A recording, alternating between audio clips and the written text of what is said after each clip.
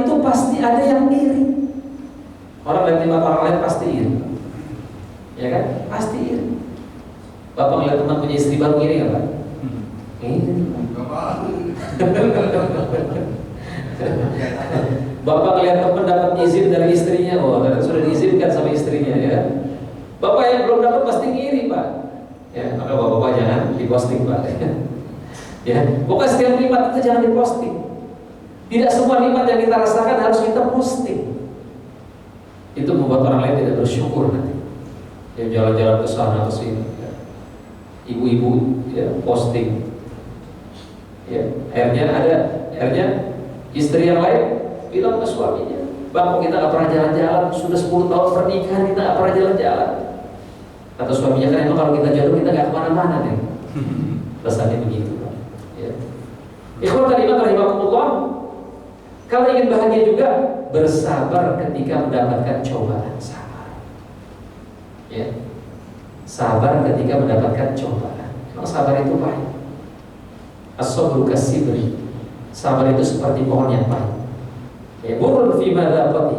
Rasanya pahit, tapi akibatnya lebih manis daripada madu. Ya. As-sabru hilatun liman la hilata. Sabar itu solusi bagi yang tidak punya solusi. Kadang solusinya cuma sabar. Ya, ada orang minta nasihat sama temannya, "Aduh, saya lagi banyak ujian." Ya udah kata temannya, "Udah itu sabar dah. Solusinya cuma didorong." Iya, apalagi. Ya kadang solusinya cuma sabar, Pak. Ya. Ikhwan kalimat rahimahumullah, ada adab sabar. Yang pertama, apa adab sabar? Jangan batasi kesabaran. Ya, sabar itu ada batasnya kan?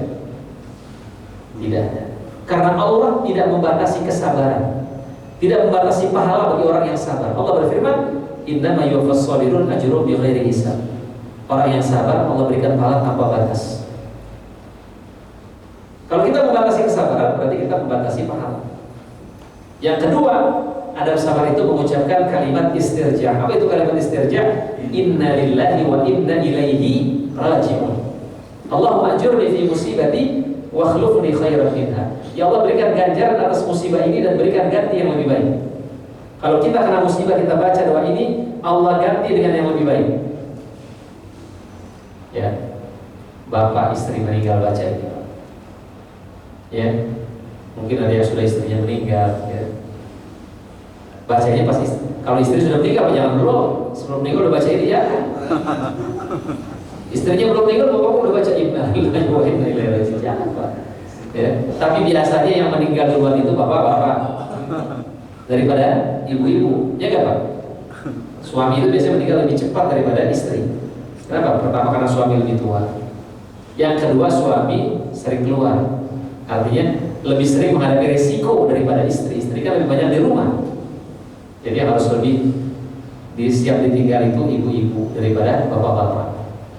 Ya. Ikhwan kalimat rahimahumullah, ketika Ummu Salamah suami yang meninggal, Ummu Salamah membaca doa ini. Allah memberikan dengan suami yang terbaik, yaitu Rasulullah SAW. Orang kalau terkena musibah dia sabar, Allah ganti dengan yang lebih baik. Biasanya orang rumahnya kebakaran, rumahnya sebelumnya mungkin dari kayu, setelah itu beton. Ya. Handphone Cina hilang, mungkin Allah ganti dengan handphone iPhone. Ya. Yang lebih baik Allah ganti. Ya. Ikhwan kalimat rahimahumullah. Kemudian yang selanjutnya, sabar itu kata Nabi pada benturan pertama kali. Rasulullah mengatakan, "Innamas sabru 'inda sadmatil ula." Sabar itu pada benturan pertama kali. Musibahnya hari ini, ya sabarnya hari ini. Jangan musibahnya sekarang, sabarnya besok. Sabarnya minggu depan. Ya. Kemudian sabar itu kitmanul musibah. Sabar itu menyembunyikan musibah. Kenapa sih kita disuruh menyembunyikan musibah? Kata Ibnu Qayyim al-Jauziyah, seseorang itu disuruh menyembunyikan musibah supaya kalau ada orang yang kesel sama kita, dia nggak bergembira.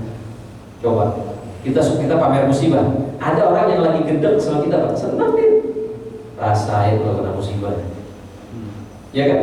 Dan kalau ada orang cinta sama kita, dia sedih, ya Allah, kena musibah, sedih saya. Makanya jangan cerita. Kalau kita ketemu orang tua juga, jangan cerita yang susah-susah, cerita yang senang-senang aja. Kenapa? Karena dulu orang tua kita, ketika kita kecil, dia nggak pernah cerita tentang susahnya dia mencari uang. Dia nggak pernah cerita tentang susahnya dia mencari nafkah. Dia nggak pernah cerita tentang susahnya dia mencari uang untuk bayar SPP kita, untuk beli sepatu kita. Dia nggak pernah cerita. Tahu-tahu sepatu ada, SPP selesai. Nah, ketika kita besar pun, kalau kita sedang menghadapi kesulitan, jangan cerita. Ya. Ini kita baru kena musibah sedikit, dia cerita. Ya.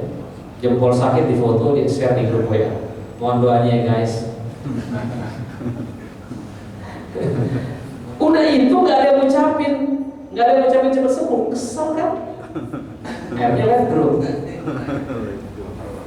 Baper. Iya kan? Iya. Makanya kita nggak usah share musibah itu supaya apa? Supaya kita nggak suzon sama orang, Pak. Udah laporkan saja kesulitan kita sama Allah. Inna ma'ashku bathi wa uzni ilallah. Aku laporkan kesedihanku, kesulitanku kepada Allah. Kadang-kadang orang status WA-nya nggak lihat aja bikin kesel. Status WA aku nggak pernah dilihat. Padahal aku lihat mulu status WA dia. Kok ini menentukan bahagia atau tidak? Ya, emang kalau status WA kita dilihat orang, kita beruntung nggak juga kan? Enggak juga. Kemudian yang selanjutnya, sabar itu sukunul jawarih wal lisan. Sabar itu mendiamkan anggota tubuh dan lisan. Kalau sabar diam, ini sabar ngomong melulu, itu namanya nggak sabar. Ya. Sama ikhlas tapi diomongin terus, namanya nggak ikhlas. Kalau ikhlas diam. Ikhlas itu seperti surat Al-Ikhlas. Surat Al-Ikhlas ada nggak kata-kata ikhlas, Pak? Nggak ada. Soalnya bapak-bapak suruh baca surat Al-Ikhlas. Al-Ikhlas itu nggak ada, Pak. Orang suruh baca surat Al-Ikhlas ya qul huwallahu ahad. Ya. Sabar itu kekuatan. Orang yang sabar itu kuat. Ya ayyuhalladzina amanu isbiru wassabiru. Wahai orang-orang yang beriman, sabar dan perkuat sabar. Berarti sabar itu kekuatan. Apa bukti sabar itu kekuatan? Apa kata Allah? Wahai orang beriman, gelorakanlah orang mukmin untuk berjuang. Kalau ada 20 orang yang sabar, dia bisa mengalahkan 100 orang. Kalau ada 100 orang yang sabar, bisa mengalahkan 1000 orang. Berarti sabar itu kekuatan. Sabar itu bukan diam. Sabar itu bergerak. Sabarnya orang yang sakit apa? Berobat. Sabarnya orang yang bodoh belajar. Sabarnya orang yang sulit dalam ekonomi, dia bekerja, berusaha, itu sabar. Kalau diam itu namanya bukan pasrah. Kalau diam itu namanya pasrah, putus asa. Maka orang mukmin, kata Nabi apa? Ajaban li amril mukmin. Orang mukmin itu ajaib. Kalau dia mendapatkan nikmat, dia bersyukur, itu baik buat dia. Dan kalau dia mendapatkan musibah, dia bersabar, dan itu baik buat dia. Walaysa dzalika li ahadin illa lil mu'min. Dan itu tidak dimiliki kecuali oleh orang-orang yang beriman. Yang ketiga, ingin bahagia, bertaubat. Taubat dari maksiat kita. Ya, kita ucapkan astagfirullah. Orang galau itu karena kurang istighfar. Rasulullah SAW bersabda, "Man lazimal istighfar." Siapa yang membiasakan istighfar, ya. Siapa yang membiasakan istighfar, ja'alallahu lahu min kulli hammin faraja. Allah jadikan dari setiap kegundahannya kegembiraan. Ya. Dari setiap kegundahannya kegembiraan. Wa min kulli dhiqin makhraja. Dari setiap kesempitan jalan keluar. Wa razaqahu min haitsu la yahtasib. Dan Allah berikan rezeki dari jalan yang tidak pernah dia duga. Berapa kali kita istighfar sehari? Kalau mengikuti Rasulullah 100 kali, tapi kurang, Pak. Rasulullah nggak punya dosa. Rasulullah nggak punya dosa aja istighfarnya sehari 100 kali. Kita mungkin bisa mengikuti Abu Hurairah. Abu Hurairah beristighfar dalam sehari 1200. Ya. ingin bahagia, bertaubat. Wa tubu ilallahi jami'an ayyuhal mu'minun la'allakum tuflihun. Bertaubatlah wahai semua orang yang beriman agar kamu beruntung. Ya, tidak bermaksiat itu akan membuat hati kita tenang. Tapi kalau kita bermaksiat, gelisah kita. Hati kita, setiap orang bermaksiat kan ada noktah hitam kata. Dia bermaksiat lagi ada noktah lagi. Dia bermaksiat ada noktah lagi. Sampai nanti hitam itu. Jadi tidak bahagia.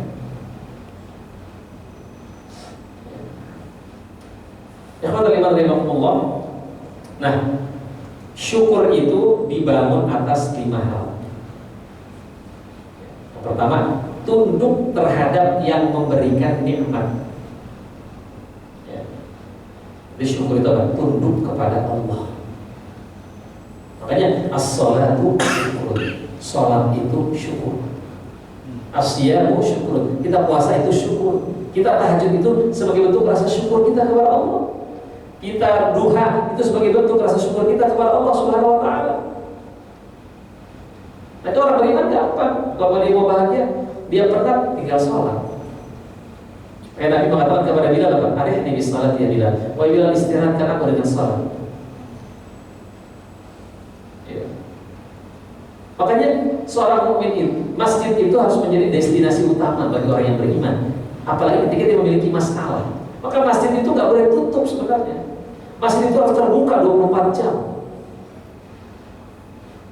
Dan di masjid nggak boleh ada larangan, dilarang tidur, nggak boleh. Dulu para sahabat tidur di masjid. Kalau dia sampai dulu Ali bin Abi Thalib ketika dia lagi ribut, namanya rumah tangga kan wajar. Ada ribut dengan Fatimah. Mana Ali bin Abi Thalib? Ke masjid. Nah sekarang kalau masjid tutup, kemana? Si suami lari diskotik, tempat maksiat. Nah masjid ditutup. Di masjid tulisannya gede, dilarang tidur. Harusnya kan di masjid itu tulisannya apa? Silakan istirahat di masjid kamu. Nah, itu istirahat. Istirahat itu kan luas. Sholat itu istirahat, tidur itu istirahat. Kalau misalnya di masjid itu ada kopinya, ada, waduh.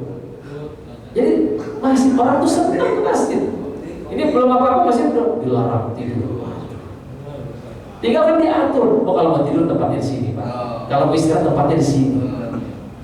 Kayaknya ada mendukung. Gak ada kopinya. Gak ada kopinya. Ya. Siapa yang dimuliakan Allah Subhanahu Wa Taala? Ya. Kemudian apa? Cinta terhadap yang memberikan nikmat. Syukur itu cinta. Cinta kepada Allah yang memberikan nikmat. Ya. Dalam surat Ar-Rahman sampai 33 kali Allah mengatakan fabi ayyi ala'i rabbikuma tukadziban. Nikmat Tuhanmu yang mana lagi yang kau dustakan. Begitu banyak nikmat yang Allah berikan kepada kita yang nggak bisa kita hitung, Pak. Rambut kita nggak bisa hitung, Pak. Ya. Nasi yang kita makan tiap hari nggak bisa kita hitung, Pak. Ya. Makanya kalau makan di warung itu kan nasi nggak dihitung, Pak ya. Nggak ada yang dihitung cuma sayurnya aja, Pak ya. Ya kalau tadi dari Allah mengakui ada nikmat yang diberikan, ngaku ini nikmat Allah. Hadza min fadli Rabbi. Bapak luar biasa, Pak ya. Kerjaannya pas segala macam, apa yang kita ucapkan? Hadza min fadli Rabbi. Ini adalah karunia dari Allah. Liyabluwani ashkur am akfur. Untuk menguji aku, apakah aku bersyukur ataupun aku kufur. Kemudian apa lagi? Memuji orang yang memberikan nikmat, mengucapkan terima kasih. Ya. Walaupun salah satu cara untuk supaya kita bahagia, Pak, jangan mengharapkan ucapan terima kasih ketika kita berbuat baik sama orang. Memang kita disuruh mengucapkan terima kasih. Man la yashkurin nas la yashkurillah. Siapa yang tidak bersyukur kepada manusia, berarti dia tidak bersyukur kepada Allah. Tapi ketika kita mendapatkan, tapi ketika kita berbuat baik, orang yang mengucapkan terima kasih, ya udah, biarin aja. Kalau kita mau bahagia, kita nggak usah terganggu dengan itu. Ada orang kita berbuat baik sama orang, terus orang itu nggak mengucapkan terima kasih, itu bagus nggak? Bagus nggak buat kita, Pak? Bagus kan? Bagus. melatih keikhlasan. Nggak bagus buat dia, tapi bagus buat kita. Wah, saya berarti dilatih buat ikhlas. Dia biarin aja, itu apa yang dilakukan kembali kepada dia sendiri. Ya, kita melakukan kebaikan, ya baik, kembali kepada kita. Perbuatan jahat orang nggak akan yang merugikan kita itu kan bukan perbuatan jahat orang ke kita. Yang merugikan kita itu kalau kita berbuat jahat sama orang lain. Ya. Kemudian yang selanjutnya, tidak menggunakan nikmat itu untuk maksiat. Ya. Jadi bersyukur itu menggunakan nikmat Allah sesuai dengan keinginan Allah. Ada yang mau tanya, Pak? Ada yang mau tanya? Baik, silakan Bapak Ibu. Setelah kita menyimak kajian hari ini tentang jangan lupa bahagia, ada yang mau bertanya atau menambahkan?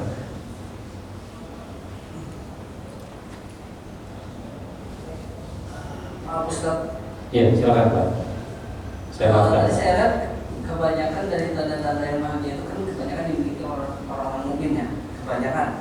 Terus bagaimana dengan orang non-muslim, orang kafir ya? Apakah berarti dia udah pasti tidak bahagia atau gimana? Iya, udah pasti Pak. Sudah pasti orang-orang kafir itu tidak bahagia. Makanya tingkat bunuh diri itu kalau kita lihat, kalau di negeri-negeri kaum muslimin tingkat bunuh diri itu rendah dibandingkan dengan di negeri-negeri Islam. Di negeri-negeri Islam tingkat bunuh diri rendah. Di Korea, Jepang itu kan tingkat bunuh diri sangat tinggi. Ya makanya kan ketika ada seorang public figure, dia ke Jepang, dia pakai jilbab tadinya Pak. Setelah dia pakai jilbab, dia lihat orang Jepang ini rapi gitu ya. Padahal mereka nggak punya agama. Akhirnya dia memutuskan, berarti untuk menjadi bagus orang nggak perlu beragama. Ya. Tapi kalau